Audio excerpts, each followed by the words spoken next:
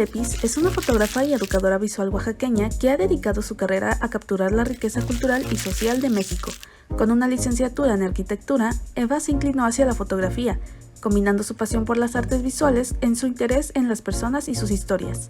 Ha trabajado en diversos géneros, incluyendo el documental, fotoperiodismo y editorial, y ha enseñado en programas de fotografía en Oaxaca. Eva ha explorado temas como la migración, las familias, la religión y el sincretismo cultural, y ha trabajado con reconocidas agencias y fotógrafos, incluyendo Magnum Photos y National Geographic. Ha sido becaria del Centro de la Imagen y ha recibido apoyo de National Geographic para proyectos de fotoperiodismo. Sus trabajos han sido publicados en destacados medios como Los Angeles Times, Washington Post y Eider. También ha colaborado con organizaciones como The Nature Conservancy en proyectos de conservación y documentación de la biodiversidad, como el proyecto de jaguares en la selva maya de Belice. Con su lente, Eva busca contar historias que reflejen la complejidad y diversidad de las comunidades que fotografía. Hola amigos, amigas, me da mucho gusto saludarlos, compañeros, compañeras de lucha. Pues miren, aquí estamos en otro capítulo más de Nosotras en Ruta. Y pues tal como ustedes lo vieron, aquí aparece la semblanza de nuestra próxima compañera, una mujer, como todas las que hemos tenido aquí en Nosotras en Ruta, guerrera, una mujer activa, una mujer propositiva, una mujer que la seguimos en las redes sociales. Y miren, el día de hoy nos acompaña Eva Lepis. Así es que, pues bienvenida, mi querida Eva Lepis, a Nosotras en Ruta. Muchísimas gracias por la invitación. De verdad me honra y me emociona muchísimo que me hayas invitado. Muchas gracias. Sabiendo la trayectoria que tienes y también ese compromiso social. Muchas gracias, mi querida Eva. Y pues bueno, tal como pues nosotros hacemos aquí en Nosotras en Ruta, es preguntarle siempre a nuestras compañeras. En este caso sería, ¿quién es Eva Lepis? Bueno, yo nací y crecí en Oaxaca. Sí. Entonces mi acta de nacimiento dice que soy chiapaneca. Ajá. ¿Por alguna razón? Ajá. Lo que pasa es que mi familia es de fuera. Entonces Ajá. mi mamá es de Chiapas, mi papá es de Michoacán. Ah, muy bien. Pero por migraciones, pues les tocó ya quedarse aquí, ¿no? Ajá. Pero sí, entonces creo que esas cosas de verdad nos moldean, porque finalmente yo aquí estudié, me desarrollé, y hace ratito te platicaba que, bueno, el arte siempre estuvo desde que era muy niña, pero de una manera medio obsesiva. Entonces siempre pues dibujaba, pintaba, y ya en la secundaria hacía dibujo técnico industrial, luego en el Cobao me tocó el DACO y luego estudié arquitectura. Y de la mano, desde que yo tenía como 16 años, siempre estuve yendo a los espacios del maestro Toledo, a sus bibliotecas. Y ya en la carrera de arquitectura, por una revista que fue fundada y editada por estudiantes, ahí conocí a Jorge Santiago, que fue oficialmente mi primer maestro de fotografía, pero ya desde un punto de vista humanístico, ¿no? Sí. Entonces, porque antes de eso hacía fotografía, pero de fachadas de arquitectura. Entonces, también era un gusto mucho por la forma, la sombra, el volumen, pero siempre como de estos elementos inertes, aparentemente, ¿no? Porque la arquitectura también es muy viva, porque nosotros la habitamos y la estamos transformando constantemente. Sí, claro. Pero fotografiar personas, acercarte a la gente, eso fue a través de la arquitectura, de la fotografía, y de la revista. De la revista, sí. De la revista Fac de Arc. Y entonces, pues Jorge Santiago hizo la portada. Y un día me lo encontré en el café, en el Nuevo Mundo. Y pues ahí yo le pregunté, ¿me enseñarías fotografía, pero ya de una manera más oficial? Y me dijo, sí, llega al centro fotográfico. Mira. Entonces ahí ya empezó toda una serie de talleres con diferentes maestros, ¿no? Entonces, algo que me marcó definitivamente en la vida fue esa aproximación. Por un lado, esa generosidad de la cual yo me vi beneficiada, porque a través de los espacios del maestro Toledo, como el Centro de las Artes de San Agustín y el Centro Fotográfico Manuel Álvarez Bravo, pues yo recibí muchísimos talleres, me formé a través de esos talleres desde un punto de vista pues muy social, porque, bueno, de entrada yo desde los 16 años ya iba a las bibliotecas del IAGO, y entonces pude ver tantísimos libros de arquitectura, de literatura, me leía la colección completa de Hermann Hesse, por ejemplo, y luego de Amélie Nothomb. Y luego, o sea, así de repente me encontraba un autor, me obsesionaba con ese autor y era así como que, bueno, y ahora este libro, y ahora este otro libro, y ahora este otro libro. Y algo muy interesante y muy generoso es que si uno deja una sugerencia así de, por favor, compren este libro, Ajá. lo compran. Muy bien. Y lo tienen ahí disponible para que uno los vaya a consultar. Entonces, o sea, esa generosidad es algo que a mí me educó, me formó y que para mí ahora es importante también compartir. Entonces, yo ahora también doy talleres de fotografía. Bueno, ya ahorita nos contaste todo lo que has estado haciendo, sin embargo, sí nos gustaría, hay chicas jóvenes que nos ven, que es la futura generación que viene detrás de nosotras. ¿Cómo nace en Eva esta pasión, este gusto desde chiquita, con su familia? ¿Cómo nace en ti este gusto por el diseño, pintar, la fotografía, la imagen? ¿Cómo nace en ti? Ay. Bueno, yo soy una persona neurodivergente, Ajá. entonces para mí es muchísimo más fácil, por un lado, entender a través de imágenes y pues simplemente cuando me obsesiono con algo puedo pasar muchísimo tiempo ahí. Y por otro lado, también para mí es muy interesante y muy importante poder entender a la gente, entonces ir al encuentro con el otro. No de una manera superficial, porque de pronto nuestras interacciones suelen ser muy por la superficie, ¿no? Muy por lo que parece, lo que sucede ahorita, el clima. Sí, sí, sí. Pero preguntarle a la gente quién es, de dónde viene, por qué hace esto, a mí me ayuda a entender muchísimo más de lo que hay en capas más profundas. Entonces, y eso de alguna manera también me va ayudando a mi formación como persona, o sea, como un ser humano que interactúa en un sistema que es muy complejo. Y comentaste ahorita, ¿no? Que estudiaste desde chica, desde joven, todo el tema de diseños, trazos, que te fue formando para estudiar arquitectura. En todo este proceso que llevaste el tema de la arquitectura, ¿cuál fue tu visión como mujer, de decir, estos trazos yo lo voy a ver en este edificio, lo voy a ver en esta construcción? Por ejemplo, Oaxaca, ¿no? ¿Cómo ves el tema de las construcciones desde tu perspectiva, desde tu historia? ¿Cómo ves ese tema en Oaxaca? Ay, bueno, creo que aquí podemos verlo de una manera muy amplia y desde un punto de vista también histórico. En la Facultad de Arquitectura 5 de Mayo Sí. Nos enseñaron desde un punto de vista también muy regionalista y entonces empezamos a ver desde la arquitectura vernácula, o sea, la arquitectura que se hacía, no sé, en los tiempos ceremoniales, por ejemplo, estos sitios arqueológicos que tenemos como Monte Albán, como Mitla, que tenían un motivo de ser, pero además de eso también el estilo de construcción que se hacía para las personas pues comunes y corrientes, ¿no? Entonces, y se utilizaban materiales de la región. Dependiendo de la región, pues podía ser qué paja, qué carrizo, adobe. Y entonces eso también nos enseña que, o sea, tenemos ahí ya información de que una manera de construir de manera más sustentable es utilizando materiales que están disponibles en nuestro entorno inmediato, ¿no? Sí, claro. Luego también tenemos ya la arquitectura de la colonia.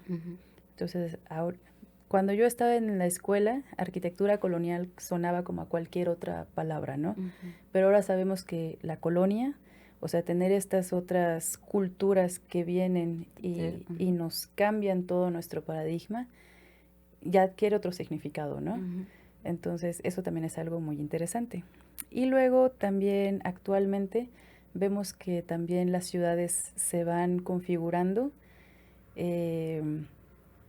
por zonificaciones. Y entonces eso también a nosotros como usuarios nos determina un modo de vida. Entonces, probablemente aquí no se siente tan exagerado como lo es en la Ciudad de México, pero por ejemplo vemos que en la Ciudad de México hay gente que tiene que trasladarse 2 horas de ida, más otras 2 horas de regreso, totalmente y cierto. ahora con las inundaciones y todo esto, ¿no? Sí. Entonces de pronto la arquitectura y el urbanismo también de alguna manera nos condiciona nuestro existir cotidiano. Sí. Y algo que también en la escuela me interesó muchísimo en su momento fue la vivienda de interés social, porque aquí tengo una cosa que me contradice y me cuestiono mucho, porque por ejemplo, pues están todas estas construcciones actuales, ¿no? En el centro histórico, en donde estos edificios coloniales se están renovando, o sea, se deja la fachada exterior y el interior se está transformando. Entonces se vuelven estos diseños pues contemporáneos, bastante homogéneos, en donde los muros son o grises o aparentes, y luego el mobiliario todo es así como de madera, como de este tipo. Que este ya ni es madera, ¿verdad? No, ya no es madera, este es... O sea, ¿qué material será? Entonces, pero, o sea, el resultado es como visualmente hermoso. Y entonces uno, con ese gusto arquitectónico y fotográfico, de pronto dices, wow, qué belleza. Pero son construcciones que se están quedando completamente fuera del alcance de la gente promedio. Entonces, solamente unas cuantas personas pueden acceder a esto, ¿no? El otro día estaba viendo una infografía en donde decía el mapa de Airbnb y el costo por día, el costo por noche de cada de estos. Entonces, o sea, Airbnbs que cuestan 3,000 pesos por noche. Y entonces uno dice, bueno, ¿y cuánto paga uno por mes? ¡Qué barbaridad! No sabía. Sí, entonces, mientras que la construcción de tipo interés social, pues no es tanta como la demanda lo está requiriendo, y por otro lado es de muy mala calidad. Entonces, si uno va y está en estos espacios, pues hace mucho calor, no hay privacidad. Y aparte de eso, de pronto también los materiales pueden ser cuestionables. Entonces, pues eso en algún momento me resultó de mucho interés. Y sí cuestionable, yo coincido contigo, porque finalmente yo entiendo que por construir se hace un proyecto, ¿no? Y se supone que este tipo de proyectos van de la mano con la autorización del gobierno, ya sea municipal, estatal, ¿no? Pero para esto se hace una licitación, y dentro de esta licitación se supone que pues hay expertos, ¿verdad? Para que este tema de construcciones pues sean los viables para las familias, porque los que van a habitar ahí son familias. Y yo no sé, ahorita cada vez salen nuevos elementos, nuevos productos para las construcciones de las casas. La otra vez estábamos cuestionando el tema de los vehículos, ya prácticamente ahorita los vehículos ya todos ya se hacen así como que tú arrugas un papelito y ya en automático ya se arruga, ya no como antes las camionetas, estas duras, toscas, ¿no? Que yo creo que si tenían un accidente, pues quedaban ahí, sí se les sumía algo, pero no todo, y ahorita es en automático. Y hoy veo las casas también con esa intención, porque estas por lo menos tienen todavía ¿cómo se llama? Su material todavía duro de la región, es el tabique. Pero ya las casas ahorita ya no, ya escuchas al vecino de al lado. O sea, se escucha todo. Y entonces yo no entiendo si eso es, ahí hay parte de esta intimidad que se requiere en una vivienda, la convivencia que tienes, ya prácticamente convives con el de al lado, ¿no? Entonces, en México, por ejemplo, los edificios ahora son así como que vas girando y todo escuchas al del vecino de acá, pero también escuchas al del vecino de acá y al de atrás, ¿no? Entonces te sorprendes, pero esas son las viviendas del día de hoy. Sí. Y no como antes. Tú veas a Chila, a Tlacolula, casas con enormes espacios. No, y la experiencia de vida ahí es hermosa. Sí. O sea, es hermosa. Sí. Pues es un tema muy complejo, porque pues en las ciudades tampoco hay espacio, ¿no? Esa es la cuestión. Pero pienso que tienen que haber planeaciones adecuadas de vialidades, de fraccionamientos. O sea, por ejemplo, te platicaba del fraccionamiento del Rosario, del Retiro, perdón. Del Retiro. Entonces se nos tocó estudiarlo en la escuela. Y pues de entrada las casas estaban bien hechas, tenían espacio para terminar una construcción o para añadir construcción. Y además de eso había mercado, escuelas, entonces áreas verdes, una planeación de vialidad que funcionaba como un circuito y que conectaba bien a todo el fraccionamiento. Y entonces ahora yo veo que más bien los nuevos fraccionamientos es como que fracciona y trata de meter todo lo más posible, pero ya no hay espacios verdes, ya no hay áreas verdes. Inclusive el espacio público, o sea, los parques, ya no hay parques. Y si hay parques no les dan mantenimiento. Entonces, hace unos meses estábamos haciendo unas reuniones de un taller de creatividad. Entonces, básicamente ese taller de creatividad era, en pocas palabras, dialogar. O sea, cuestionarnos cosas, desde lo nuestro hasta lo colectivo. Y algo que notamos es que no hay lugares públicos para poder reunirnos. O sea, algo que de entrada sí nos dimos cuenta es que no hay un espacio público en el cual hayan mesas, haya un lugar que favorezca el encuentro, la reunión, la plática. O sea, ¿y qué tiene que uno hacer? Ir a una cafetería, ir a un restaurante y mientras esté uno consumiendo, ¿no? Pagas, ¿verdad? Ajá, sí, y entonces... Sí. O sea, público no hay, todo es privado, ya es alrededor. Pues sí, sí tienes razón. Y bueno, ya nos metimos al tema de construcción, pero Eva empieza a no solo a fijarse, a interesarse en este tema de construcciones, pero a la par lleva el tema de la fotografía, me decías, ¿no? O sea, va a la par, o sea, nunca dejaste el tema de la fotografía, o sea, fue parte de tu, sin que, yo creo que sin que tú lo notaras o sin que tú lo previeras, ya era parte de tu vida, ¿no? ¿Cómo empiezas tú a tomar el tema de la fotografía ya como algo propio, ya con tu sello? Ahora ya tienes tu característica, tú ya tienes un sello ahí en la fotografía. ¿Cómo lo empiezas ya a asimilar como parte ya de tu vida? Bueno, estuve trabajando en construcción un tiempo, pero me di cuenta que era una rutina que yo no podía aguantar al menos 30 años de la vida, ¿no? Y ahora que ya no hay jubilación, menos. Sí, ya no se puede.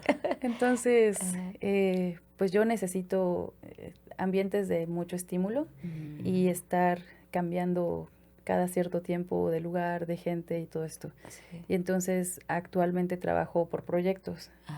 Y eso a mí me mantiene pues muy motivada, muy contenta. Y por otro lado, pues para mí es importante ir al encuentro con otras personas, porque eso, pues por un lado me enseña y pues me mantiene contenta, me mantiene viva. O sea, hoy en la mañana me ponía a pensar, bueno, ¿qué es lo que hace que despierte y que diga un día más de vida? Entonces, o sea, para mí es trabajar en cosas diferentes. Es ir y conocer gente nueva, ir y conocer un lugar distinto. Porque al final del día podemos ver que pues en el mundo hay opiniones bien diferentes, pero que al final son experiencias de vida que nos conectan a todos como seres humanos, que generan puentes de comunicación entre nosotros y que a pesar de que seamos diferentes, que inclusive seamos de países diferentes, podemos encontrar que hay ejes que nos atraviesan y que son comunes en nuestra existencia. Sí, sí, sí. Sí, y tú lo has hecho en tus fotografías en el Instagram. Sí, yo les digo que vamos a presentar sus redes sociales de Eva, pero en el Instagram tienes muchísimas fotografías, de verdad que tú les empiezas a ver y te sorprende. Pero yo la primera que vi así en automático y te lo comenté fue el Huipil Triqui. Y detrás de cada fotografía sé que hay una historia, pero esta historia que tú me contaste del Huipil Triqui, de verdad me gustaría que la compartieras, es muy humana, es muy solidaria de tu parte. Si nos puedes compartir ¿Sí? el tema de la historia de la fotografía del Huipil. Bueno, hace muchos años yo conocí, eso de que uno está platicando por aquí y por allá, conocí a una mujer que se llama Maura. Entonces, pues platicábamos, o sea, nada especial, simplemente es pasar, saludar y cómo estás. Pero creo que esas cosas sentirse visto, o sea, porque es lindo cuando alguien pasa y te dice, ¿cómo estás? ¿Cómo estás hoy? Igual esta semana que acaba de pasar, daba clases a un grupo de estudiantes. Entonces, es que ya no nos interesamos por el otro. Sí. Si queremos hablar, si queremos ser escuchados, pues tenemos que ir a que nos escuche un terapeuta. Sí, es cierto. Y pagamos por eso. Ajá, sí, sí, ¿no? Entonces, Sí, o sea, realmente la gente no nos ve y no nos escucha. O sea, pero no mirar así de paso y te miro de reojo y cómo estás, sino realmente sentirse visto y apreciado y escuchado. Y un gesto chiquito, como hola, buenos días, hola, buenas tardes, que a veces se nos... Sí, no te quita nada, pues, ya, ¿no? o sea, ya no lo hacemos, Ya no lo se nos quitó ese hábito. Ujú. Y entonces, pues, cada que pasaba, pues, era, ¿cómo estás? ¿Qué tal? Y era un platicar de cosas que pueden ser triviales, pero que es compartir. Y la dejé de ver mucho tiempo. Entonces, de pronto, pues ya la vida pasa, ¿no? Y entonces, pues ella también se movió, regresó, igual yo andaba de aquí para allá. Y un día me acordé de ella y pregunté por ella y no la encontré. Entonces les dejé por ahí mi número para que se lo compartieran. Entonces ya me escribió y me la encontré en la calle un día. Entonces me contó que pues tuvo una situación personal y necesitaba vender un huipil para poder solventarse algunas cosas. Entonces pues ya le dije, mira, o sea, yo no te lo puedo comprar, pero sí te puedo ayudar a venderlo. Entonces le tomé fotos, le pedí a una amiga que también ella lo modelara y pues ya, lo compartí. Y la idea era que pues si aparecía una compradora, pues entre ellas dos se hiciera el trato, ¿no? O sea, yo más bien hacía solamente el enlace. Y pues básicamente esa es la historia. Esa de es la ese historia. huipil. Pero lo que no cuenta Eva es que esto nació de parte de Eva con esta sororidad, con esta solidaridad de apoyar así, a una amiga, a una compañera de la calle que está en el mismo ambiente, nos encontramos en la calle, pero pues tengo este problema, ¿no? Y con una fotografía que tú lo sabes hacer, dijiste, lo modela alguien más, o sea, pusiste tu granito de arena para que ella pudiera tener esta oportunidad de tener, pues sí, la compra, la venta de su producto y con eso, pues tú no sabes todo lo que significó tal vez para ella de esa venta para su familia, ¿no? Llevar el alimento a tu familia es siempre uno como eje o parte de una familia, el que tú le lleves el bocado a tu familia, ¿verdad? Te hace sentirte bien, pero más si en este participa alguien más con esa solidaridad, no, bueno, ¿qué te puedo decir? Entonces, eso hay detrás. Imagínense, ustedes pueden ver la foto de Eva en su Instagram y del huipil, que es del huipil de Copala, pero había esta historia muy noble, muy solidario. Así es que, pues Eva, conocemos la otra cara de Eva, ¿no? Que es esta cara solidaria. Sin embargo, Eva, pues me gustaría que nos contaras cómo nace este tema de los talleres, de la formación, de la capacitación, porque este esquema que comentamos de tu solidaridad también te lleva a no quedarte contigo nada más la información, tus experiencias, tus saberes, sino también la compartes. Bueno, me ha tocado trabajar con muchas personas alrededor del mundo y por un lado tenemos una visión de la fotografía que es de alguna manera tradicional, que es lo que se hacía antes, que también es un tipo de fotografía en el cual la gente de fuera llegaba a las comunidades o a los diferentes lugares, diferentes países, y entonces retrataban desde su propio punto de vista, desde sus historias, desde su conocimiento, desde su bagaje cultural, desde su bagaje visual. De pronto, pues las películas, todo esto siempre nos van a moldear nuestra mirada. Entonces, con mirada no me refiero solamente a lo que miro. O sea, mirar es desde dónde miro, quién soy yo, cómo me formé, qué pienso, qué experiencias de vida he tenido. Porque es muy diferente la opinión que puede tener sobre un huipil, una persona que vive en Japón, que una persona que vive en los Estados Unidos, que una persona que es triqui. Sí, claro. Entonces, para cada una de estas personas, el huipil significa algo diferente. Desde lo que quizá puede o puede que no hayan leído, Mm. hasta la experiencia personal. Entonces, mientras que una persona hizo el huipil y significó meses de trabajo y quizás sacrificios, entonces ahí hay un entendimiento muy personal y muy propio. Mientras que para otra persona acostumbrada a un tipo de maquila, a lo mejor me va a decir, pero ¿por qué esto es tan caro?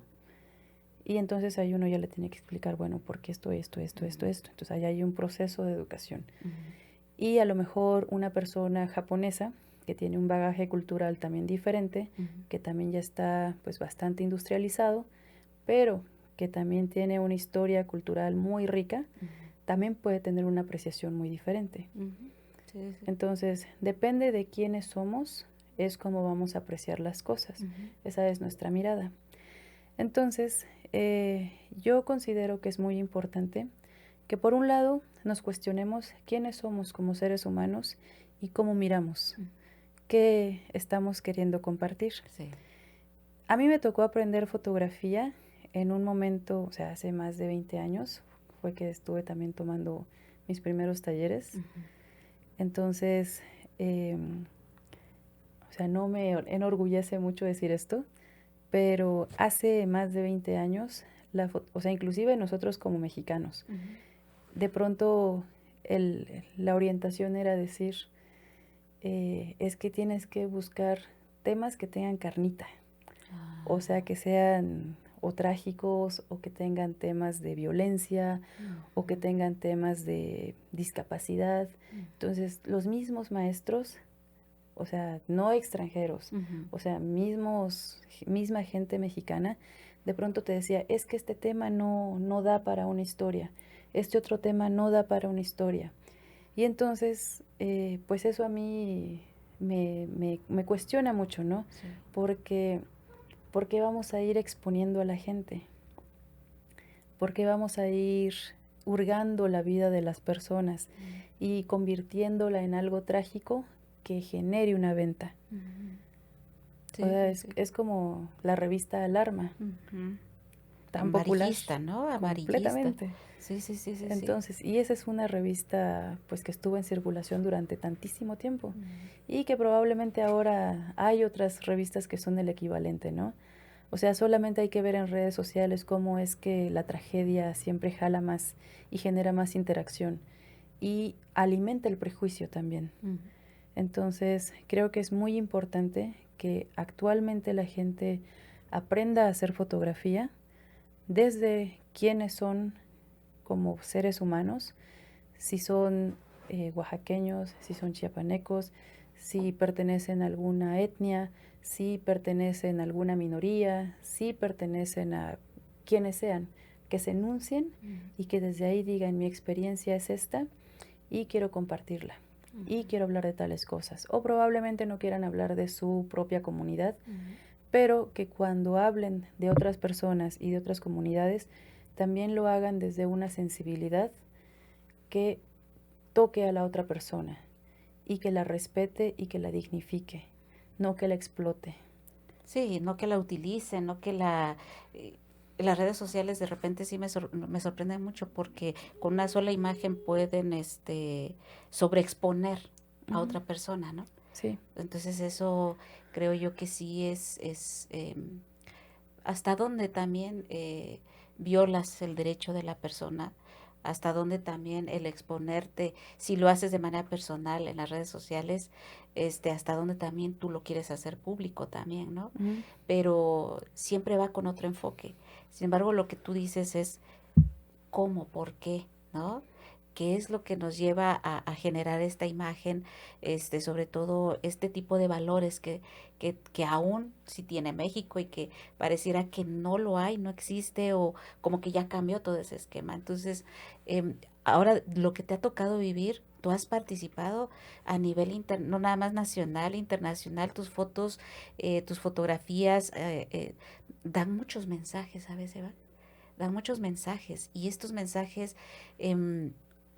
yo a veces digo, en una sola imagen dices, tú tienes una visión de lo que estás viendo ahí, pero no sabes todo lo que se hizo, se tuvo que construir para que se llegara a esa fotografía, ¿no? Todo eso lo viven ustedes, como dentro de este mundo de la fotografía. Sí, pues muchas veces uno ve la foto nada más, ¿no? Ujú. Pero detrás de esa foto, de entrada, hay que conseguir acceso. Hay que manejar hasta el sitio. Hay que checar cuáles son los riesgos. Hay que saber hasta qué ropa se va uno a poner, ¿no? Porque uno va a ir a una montaña, uno va a ir a un lugar que esté inundado. O sea, entonces, de acuerdo a todas estas cosas, pues uno ya dice, bueno, necesito botas de hule, necesito una chamarra o necesito unas botas que tengan eh, agarre para, no sé, para el hielo, para la nieve o para el musgo. O sea, uno tiene que pensar en todas esas cosas, ¿no? Entonces, y también hay códigos de vestimenta dependiendo de con quién va a trabajar uno, ya sea desde aspectos religiosos hasta otras situaciones sociales, ¿no? Que implican también códigos de ropa. Entonces, una maestra alguna vez me platicó que ella trabajó en Honduras y entonces que allá utilizar o cierto color de tenis o cierto color de ropa indica que perteneces a uno u otro grupo. Ah, mira. Ajá. Y entonces ese pequeño detalle también puede significar tu vida. Sí, claro. Porque como entras a un lugar donde te están diciendo, con esto no, esto pertenece a este lado, ¿no? Ujú. Corre en peligro también tu vida. En todo este trabajo hay peligros, me entiendo, Eva. Hay peligros como este tipo de cosas que has mencionado, ¿no? Y tú has pasado no solo por este tipo de retos, ¿no? Grandes retos que te has encontrado. Y finalmente cuando ya presentas la foto, ya presentas el... ¿Cómo te sientes?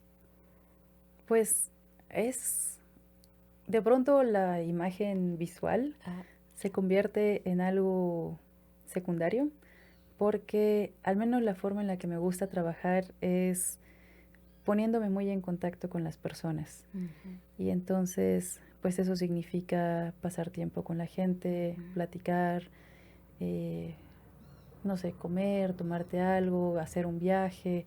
Entonces, el hecho de ver cómo es la gente, pasadas las primeras formalidades, porque uno cuando está así, buenas tardes, bueno, mucho gusto, sí, sí, sí, pues la gente siempre muestra su mejor cara, ¿no? sí, sí, sí. Pero ya que uno pasó un tiempo de convivencia, pues la gente se relaja y también empieza a mostrarse sin Sí. esas máscaras que típicamente andamos colocando. Ujú. Entonces, para mí es importante pasar tiempo con la gente y platicar y escuchar y mirar. Entonces, o sea, detrás de una foto siempre hay una historia, Ujú. desde el cómo se planeó, cómo llegaste ahí, cuál fue la ruta para llegar, porque pues no llegamos a la gente simplemente ya, ¿no? Sí, O claro. sea, generalmente hay como una conexión y otra conexión y otra conexión y de pronto uno dice, ¿cómo es que el mundo es tan chiquito? Ajá, sí, sí, sí. Y en estas redes que vas formando, mi querida Eva, has estado fortaleciendo no nada más nuestra identidad como oaxaqueños, ¿no? Sino también has mostrado otras culturas. Em, Dentro de todo este aprendizaje que has vivido, te ha valido también lo último que estás haciendo, que es esta beca que te dieron, ¿no? Y que pues prácticamente con esta beca tú impulsas, tú apoyas, tú generas este empuje, ¿no? De talleres, de capacitación, de información. ¿Cómo te sientes con estos talleres? ¿Qué le dirías a la juventud de ahora, a las mujeres sobre todo, ¿no? Que están con esta, así como tú que empezaron de yo pinto, me gusta, ¿qué les dirías? Bueno, voy a ampliar un poquito. Ajá. Entonces, yo recibí una beca de la Secretaría de Cultura para hacer una residencia artística en el extranjero. Entonces, en este caso, el proyecto se hizo en el país de Georgia, en el Cáucaso. Entonces, digamos, en este enclave que está pues al sur de Rusia y en esta complejidad geopolítica.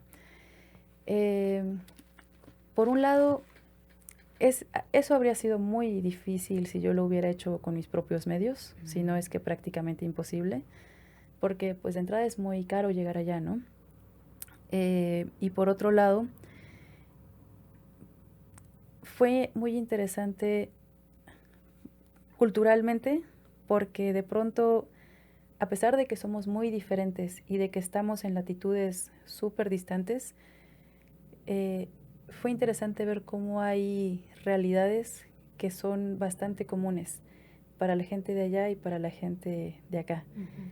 Y por otro lado también no sé si decir poner a Oaxaca y a México en el mapa, porque en realidad ellos a México lo conocen mucho, porque pues México está al sur de los Estados Unidos y entonces durante un tiempo fue el camino de entrada para la migración. Entonces ahí tenemos un eje en común. Entonces la gente migra mucho porque hay desigualdades sociales muy fuertes que obligan a la gente a migrar, ya sea dentro de la Unión Europea o también directamente irse a los Estados Unidos. Entonces ahí tenemos un punto de tangencia. Por otro lado, pues también ellos tienen situaciones pues de guerra, movimientos armados, desplazamientos, y pues la gente también vive ya sea en campamentos o también en edificios que fueron de la era soviética, que están abandonados y que ahora llegan a ocuparlos. Entonces, no en las situaciones más salubres, cómodas, pues, no. pero finalmente tienen un lugar donde resguardarse. Entonces, hay muchas situaciones, muchas cosas que están ahí. Y de alguna manera, a través del contraste, también nosotros podemos afianzarnos en nuestras propias identidades. Decir, bueno, es que eso es así, eso es asá, y yo con eso me relaciono y fortalezco mi identidad desde mi lugar, desde mi mirada, desde mi pasado, desde todo lo que me ha formado como persona. Y entonces estas experiencias de residencias artísticas pues son muy, muy enriquecedoras porque pues, nos permiten de entrada conocer algo a un ritmo más pausado, poder mezclarte con la gente, poder convivir con la gente. Porque sí es cierto, ¿no? De pronto hacemos un esfuerzo y decimos, me voy a ir una semana, me voy a ir 2 semanas y voy a hacer tal cosa. Pero pues nos quedamos, agarramos este tren de necesito ver. Y nos metemos un montón de tours y agarramos y decimos, me voy a levantar temprano y voy a pasar todo el día. Pero entonces en esta búsqueda frenética de experiencias y de lugares y de sabores y de olores y de todo, estamos saturándonos, pero no le dejamos tiempo al otro a que se comparta y se muestre con nosotros. O sea, eso lleva tiempo. Y entonces estas residencias nos permiten, o sea, porque el mínimo de tiempo en el que uno puede estar en un lugar, me parece que es de 1 mes hasta 3 meses. Ah, muy bien. Y entonces, pues por lo menos en 1 mes uno ya se asentó, convivió, hizo y deshizo. Sí. Entonces, en mi caso, yo tuve la oportunidad de estar 2 meses. Ah, mira. Y eso me permitió conocer a mucha gente, platicar. Pude platicar sobre todo con la gente joven, porque pues actualmente ya tienen esa apertura al idioma inglés. O sea, después de la caída de la Unión Soviética, porque antes el ruso era el idioma, ¿no? Entonces ellos hablan georgiano, es como su idioma principal, su idioma cultural, pero también hablan ruso, como el idioma que se les impuso como una colonia. Y actualmente el segundo idioma ya sería el inglés. O también ya hablan otros idiomas, ¿no? Como francés, como alemán, pero pues ya están más abiertos al mundo a través del inglés. Con las generaciones más mayores que crecieron bajo este régimen, pues no logré comunicarme. Porque pues a pesar de que hay algunas palabras que pueden ir y venir, no hay una comunicación fluida. Ajá, sí, claro. Entonces es más limitado. Pero con los jóvenes sí lo pudiste hacer. Ajá.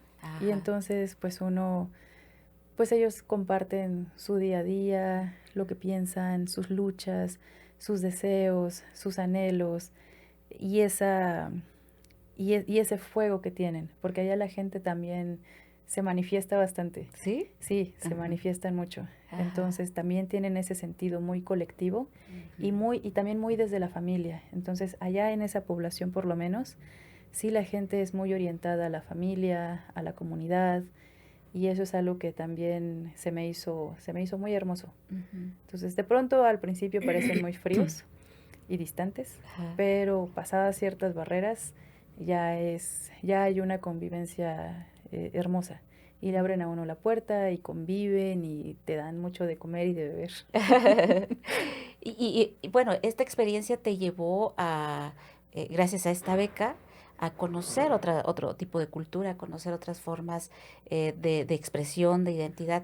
¿Qué te dejó, qué le dejó a Eva esta convivencia con otra cultura? Pues, por un lado, un respeto muy grande por la gente de allá, porque pues a pesar de pues de los traumas, de toda esta guerra que les ha sucedido a lo largo de la historia, siguen siendo personas muy cariñosas y muy generosas y también muy artísticas. Entonces allá el baile, el canto son cosas que son tan bellas y tan conmovedoras porque dentro de sus historias hay mucho dolor, pero ese dolor lo han logrado sublimar de tal manera que uno se deja atrapar Ajá, sí, sí, y sí. uno se deja conmover y, o sea, hubo un día en que conocí a las mujeres del coro de Gori, el coro de mujeres de Gori. Ujú. Entonces me invitaron a uno de sus ensayos y, o sea, fue una cosa muy bella. Entonces me recibieron y, pues, en pocas palabras, yo terminé llorando porque era tan bello y tan desgarrador que sí anduve triste como una semana. Ajá, ajá. O sea, eso nos transforma, nos Sí. sensibiliza, porque no solamente es que haya dolor allá, Ujú, dolor también hay aquí. ujú. Tenemos historias muy complejas que están también en estas latitudes. Y entonces considero que pues es muy importante que la gente también desarrolle la capacidad de contar de esa manera sublime, por así Ujú, decirlo, y no solamente de esa manera, también hay muchas maneras ujú. de contar sus historias. O sea, porque historias hay alrededor del mundo. Entonces, estamos muy habituados a consumir las narrativas de otros lugares.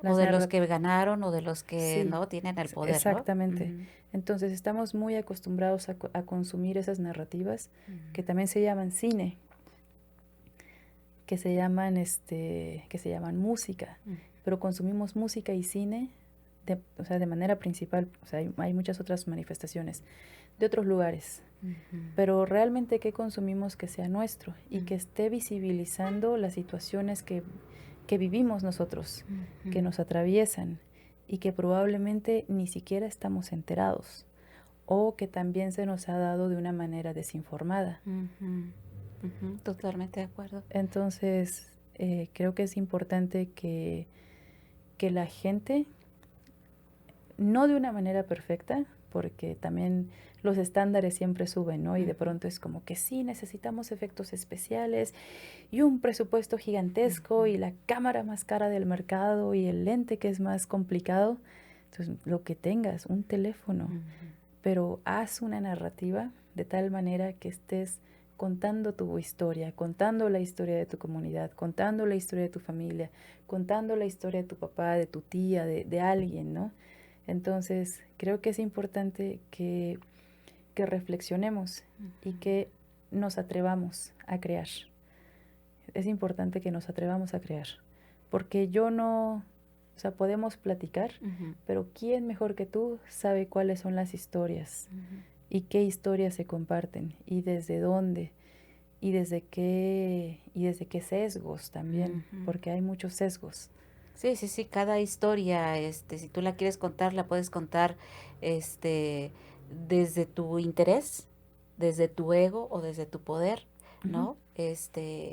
Y, pero si vas de la mano, yo digo, ¿no? Así como te pasó en esta experiencia de transformar todo este dolor, esta historia que ellos vivieron en música, en danza, en la convivencia, el solo hecho, no solo te sensibiliza, eres empático con lo que les sucede a ellos, sino que dices, cómo de esta experiencia ahora yo lo puedo abordar en México, ¿no? En mi país, en donde también hay dolor, en donde también nos suceden este tipo de cosas, en donde pues quisiéramos vivir diferente a ellos, pero está pasando también en México, ¿no? Ujú. Hoy tienes, en base a tu experiencia, hoy hay chicos, chicas que pueden acceder a estas becas también, ¿no? Sí, claro, por supuesto.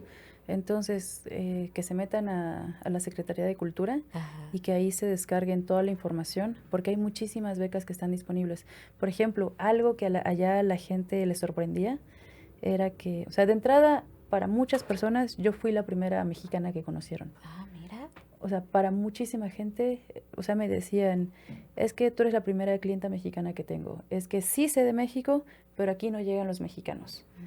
Entonces, eso de entrada fue algo muy interesante.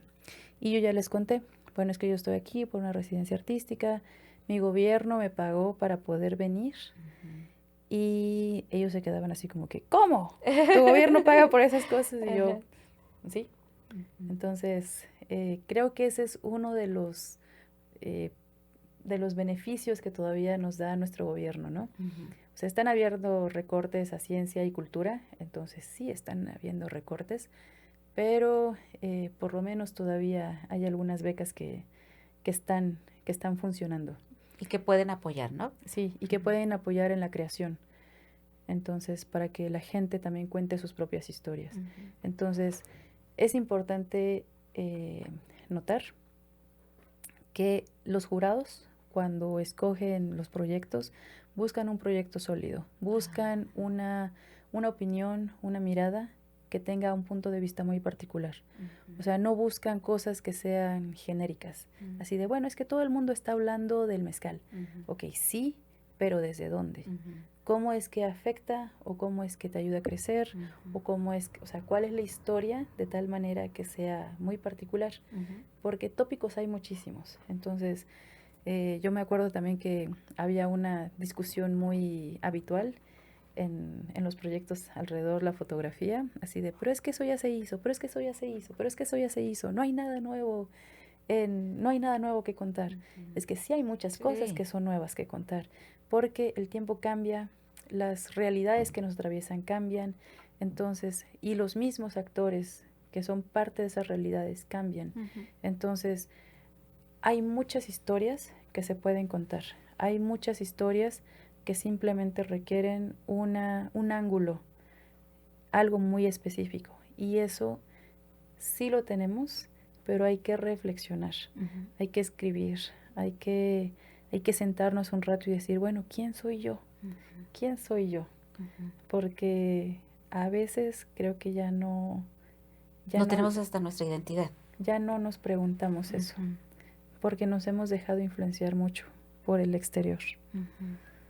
Hoy con las redes sociales, ¿tú cómo ves esta perspectiva desde, ahora sí, tu trabajo, todo este trabajo que has hecho en tus talleres? Si bien ahorita dijiste, ya no hay espacios públicos donde podamos no solo convivir, sino poder realizar este tipo de creaciones, de arte, de que los chicos, hoy los jóvenes de verdad, lo único que necesitan es este incentivo, es alguien que les diga, sí puedes, desarrolla toda tu creatividad, pero como dijiste, no hay estos espacios. ¿Qué otra cosa dirías tú? ¿Por qué no aprovechamos esto que tenemos? Porque sí, tal vez no tenemos el dinero, el proyecto que se necesita, pero yo pienso que una salvación para el tema de violencia, de salud en nuestro país, es la cultura, es el deporte. Desde tu visión, ¿cuál sería o qué elementos verías tú como una aportación que hoy los jóvenes pueden aprovechar? Bueno, me gustaría tocar algo que mencionaste ahorita. Dijiste redes sociales. Entonces, creo que las redes sociales son una herramienta muy poderosa, pero depende de cómo las usemos. Entonces, las redes sociales yo he notado que nos quieren homogeneizar. Entonces, nos estamos nosotros voluntariamente homogeneizando. Que si de pronto alguien está utilizando el trend del momento, y todo el mundo se sube al trend, y todo el mundo quiere usar la misma ropa, y todo el mundo quiere hacer la misma cosa, y todo el mundo se mete al mismo reto, y entonces de pronto nos volvemos una masa que estamos siguiendo Algo. a lo mismo. Sí, sí, sí. Y entonces de pronto requiere mucha valentía que tu foto no guste o no tener visibilidad, porque de pronto también tenemos ese shadow banning, ¿no? En el que, no estás en el trend, bueno, pues por muy bonita que esté tu foto, pero no te voy a mostrar. Entonces, todos estos algoritmos, pues están favoreciendo un consumo rápido, un consumo poco meditado, un consumo que sea fácil de consumir, o sea, que sea como Digerible en el momento, ¿no? digerible y ya. Y eso también nos está quemando el cerebro, porque nuestra capacidad de atención ya es muchísimo más baja.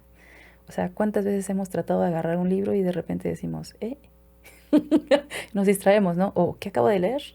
O de pronto tenemos el teléfono al lado y estamos así como que, bueno, otro ratito. Ajá. Entonces empezamos ahí a darle otra vez, ¿no? Entonces, eso nos está consumiendo el cerebro. Entonces, y también está fracturando nuestras relaciones con la gente alrededor. Totalmente. Porque resulta que vamos a un restaurante y empezamos a otra vez con Y el cada teléfono. quien. Y es así como que, bueno, pues mejor quédate en tu casa, ¿no? O no te reúnas. Y entonces, o sea, hay que poner las cosas en su lugar. Y, o sea, de entrada, aceptar que el teléfono, las redes sociales nos están consumiendo mucho. Por otro lado, también tener la valentía de no seguir un trend, de no seguir una tendencia, de elegir no ser viral. Y si logras hacerte viral, que sea porque estás creando una audiencia que es crítica. Entonces es importante invitar a la reflexión. Sí, y lo dijiste muy claro. A veces ves niños, y digo niños, que ya se están metiendo a esto. Dices tú, los jóvenes, bueno, sus ansias de darse a conocer, de querer ser público, y no sé hasta dónde se han arriesgado para hacer eso. Pero ya los niños, Eva, que como padres, como mayores, como adultos, tenemos no solo la responsabilidad, sino creo que tenemos esa gran oportunidad que nos da la vida de tener a estos pequeños como que seamos sus guías, pero pareciera que la guía que les estamos enfocando, en vez de que impulsen su creatividad en el deporte, en la cultura, en otras áreas, en la tecnología, en la ciencia, pareciera que no hay otra más que el internet, las redes sociales, lo básico, así, lo digerible, ¿no? Y hoy los ves a estos niños y dices, y dame like, o sea, yo quiero que me sigas, sígueme en mis redes sociales, y ves exactamente el estándar del mismo esquema que lo realizó él, pero también ya lo realizó aquel joven. Pero ¿qué les dirías de este mundo apasionante que es la fotografía? ¿Qué les dirías a estas generaciones, a los padres también? ¿Cómo les dirías que este mundo de la fotografía, del arte, de crear, de enviar una información mediante una fotografía, también impulsen a sus niños si les gusta, si desde chiquitos les está llamando la atención, que no los bloqueen, que los sigan empujando? ¿Qué les dirías? Sí, bueno, aquí creo que hay dos cosas. Por un lado, permitir que los niños exploren y jueguen, y no necesariamente decirles es que el arte es bueno, o es que esto es así, o es que esto es así, y hay que hacerlo. O sea, creo que algo fundamental en la mente es permitir que se aburra, que explore, que vaya por nuevos caminos, que busque soluciones, porque de esta manera también estamos generando nuevas conexiones neuronales, y eso es aprendizaje, y eso es aprender a resolver las cosas, y eso es también creatividad. No creatividad, porque de pronto entendemos la creatividad como arte, ¿no? Como, o sea, creatividad es decir, se te rompió el sartén, pues ahora solucionalo de tal manera. Necesitas un camino nuevo, pues podemos hacerlo así. Entonces, la creatividad implica simplemente encontrar caminos nuevos para hacer las cosas, para pensar, para reflexionar, para solucionar algo, para el trabajo. O sea, dentro de la contabilidad también hay creatividad. O sea, pero tenemos como estas ideas muy fijas también, ¿no? Eso por un lado. Y por otro lado también tenemos temas estructurales. O sea, ¿cómo no va a querer un niño ser TikToker cuando ve que está ganando una cantidad de dinero absurda por hacer bromas o por hacer videitos que siguen trends?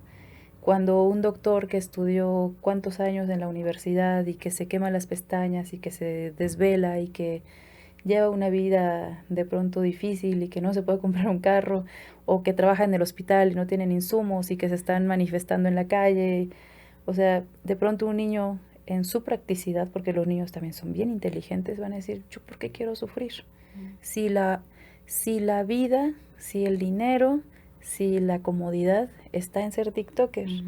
Entonces, o sea, en realidad es una solución, y un niño está siendo bastante práctico a la hora de elegir una carrera de vida. Qué fuerte lo que dijiste. Entonces, o sea, más bien es que tenemos problemas estructurales.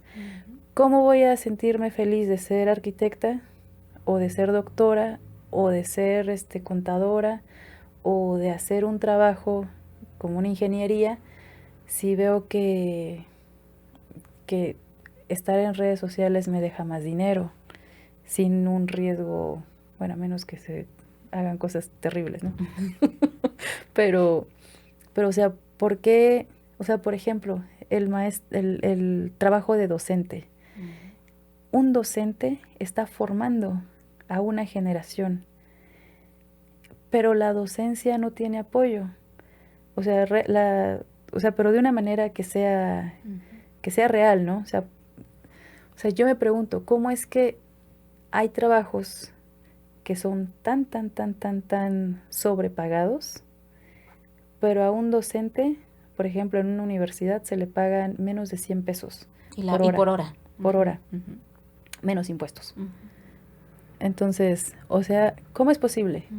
Porque además de eso resulta que debe tener maestría y probablemente gane un poquito más si tienen doctorado.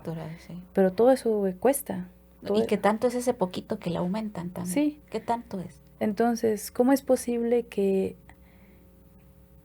a profesiones que uno le tiene que poner una inversión económica grande, una inversión en tiempo, en espíritu, de pronto no sean bien remuneradas? O sea, imagínate que de pronto hay un accidente en la calle y que solamente hay TikTokers. Sí. Y nadie nos puede ayudar. No, yo incluso lo he dicho y hasta lo he hecho hasta con los compañeros mientras estábamos en la Cámara de Diputados. Imagínense ya que después aquí vayan a estar un montón de TikTokers, ¿no? ¿De qué van a hablar? Sí. ¿Qué vivieron? ¿Qué saben del quehacer político? ¿Y cómo te vinculas con tus comunidades? Sí. O sea, si estás muy preocupado por seguir el trend que también pasa en China y que también pasa en los Estados Unidos, pero no estás conectado con tu comunidad, no estás bien enraizado con tu comunidad, ¿cómo vas a trabajar por tu comunidad? O sea, ¿cómo te vas a encargar de que en tus calles no hayan baches? ¿Cómo te vas a encargar de que haya salud pública digna? ¿Cómo creas políticas públicas desde la salud, la educación, el empleo, bienestar? O sea, ¿cómo lo haces? Si toda tu vida ha sido las redes sociales, el celular, aquí, ¿no? Aquí.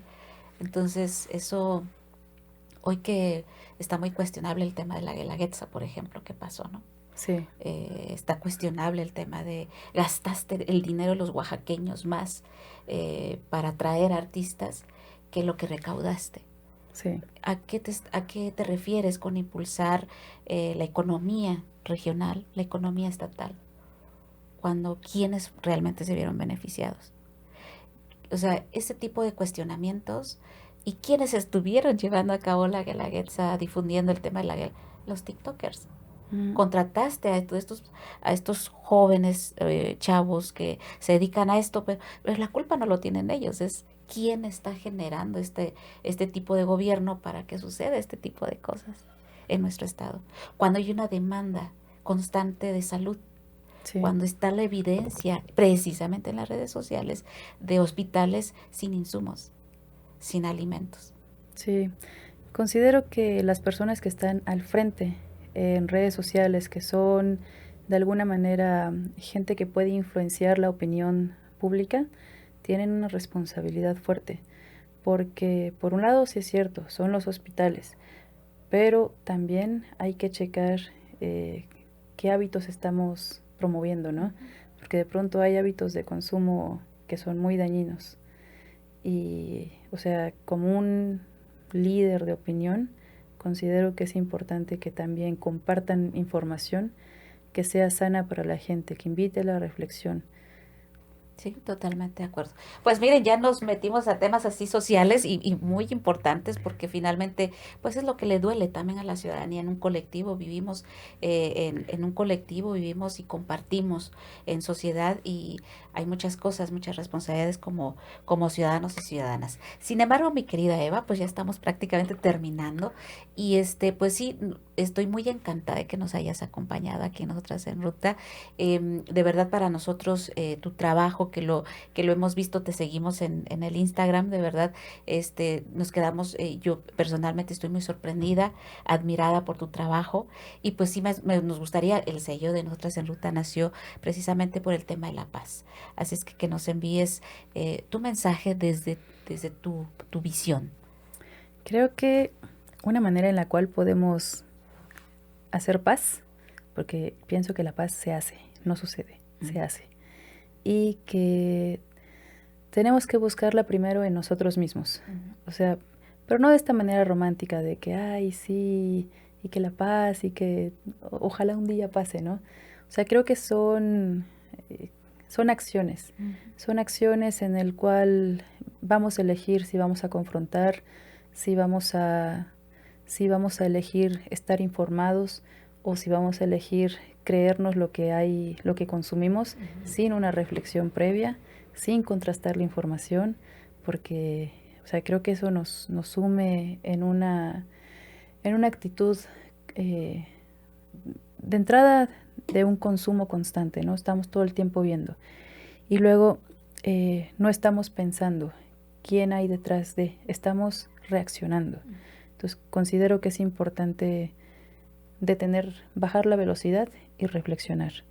Y por otro lado también empezar a hacer comunidad.